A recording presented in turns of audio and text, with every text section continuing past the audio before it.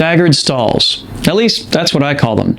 I first ran across them in a Mel video more than 10 years ago, and they have been a constant part of my practice as well as my performance ever since. And a bunch of people have asked about them recently, so here's a tutorial on how to do them.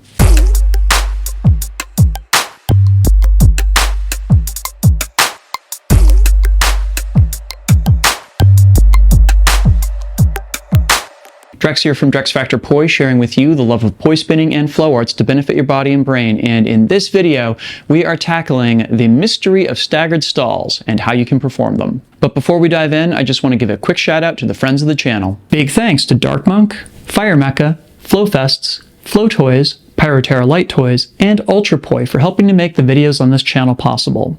You can learn more about all of these awesome companies and the work they're doing to support flow artists like yourself by checking out the links down in the description of this video.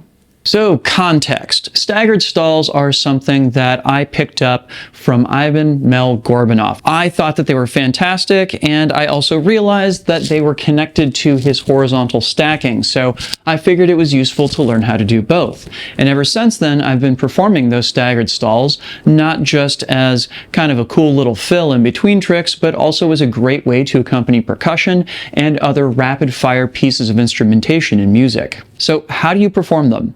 Well, it's not actually as hard as you may think, but it does require a little bit of ingenuity. Let me show you. All right, so to get this down, you're going to want to make sure that you have two different types of poi stalls under your belt. Namely, you're going to want to make sure that you know how to perform your down stalls with the poi pointing down towards the ground before you change their direction, as well as up stalls when you point them up towards the ceiling and then reverse their direction. I have tutorials on how to do both that I will go ahead and link to down in the description or up in the cards. Next up, you're going to want to shorten up your poi. You're going to do this by wrapping them around the knuckle side of your hand and then back around under the palm side of your hand. This is going to make sure that neither one of them is any longer than about elbow length. And finally, you're going to want to be real comfortable spinning the poi in split time opposites. This is just like a butterfly where the poi are going in opposite directions, but you're doing it in split time. So they're coming together to either side and they're split top and bottom. All right, so let's finally get down to the mechanics of how this trick works. I'm going to start things off by performing an up stall with my right hand and bringing it back around so that both of the poi are spinning in split time, same direction clockwise. Next, I'm going to perform an up stall with my left hand and bring it back around so I wind up with a split time butterfly but going outward rather than inward. Next, I'm going to perform a down stall with my right hand and bring it back around so both of my poi are spinning in split time, same direction, counterclockwise. Next, I do a down stall with my left hand, and what do you know? I am back to that place where I am doing an inward split time butterfly. So, let's try that again. Right hand stalls up, left hand stalls up, right hand stalls down, left hand stalls down.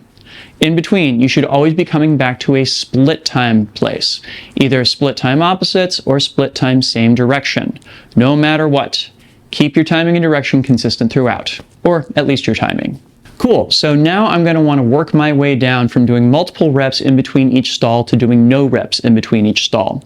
I'm going to start off by thinking 3, 2, 1, right up, 3, 2, 1, left up, 3, 2, 1, right down, 3, 2, 1, left down. Again, 3, 2, 1, right up, 3, 2, 1, left up, 3, 2, 1, right down, 3, 2, 1, left down.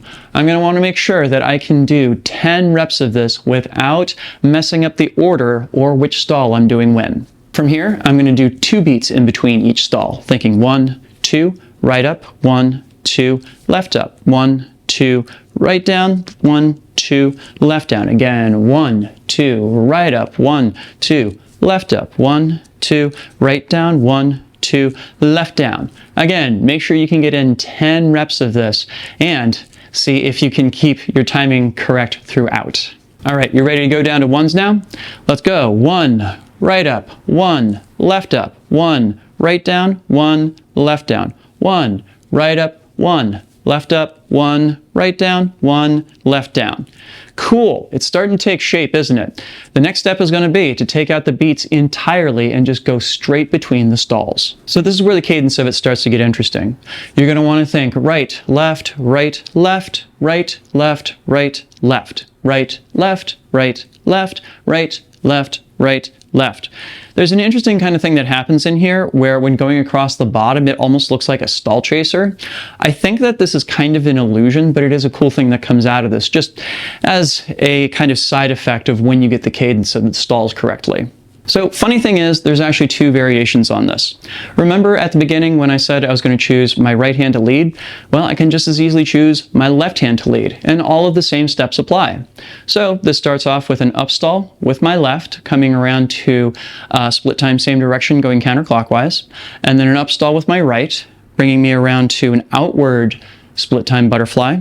Then I do a down stall with my left, and I wind up in split time same direction clockwise, and a down stall with my right to bring me back to that split time butterfly. So again, the pattern is left goes up, right goes up, left goes down, and right goes down. And then all of the other steps still apply until you get to a point where you can go straight back and forth between the whole pattern, like so. Awesome. And of course, this is a pattern that you can get into from your stall chasers if you just choose to go straight back and forth in that moment that looks like a stall chaser. This is also something that you can do if, say, you're working in split time opposites in general. You can pop out for a second and then straight back into whatever split time opposites trick you were doing before. There's a lot of different possibilities here, so I highly urge you to explore and see what you can come up with for transitions. Wicked, I hope you enjoyed this tutorial. If you got anything out of this video, please make sure to like, share, comment, and subscribe to help other people find it and to help my channel grow.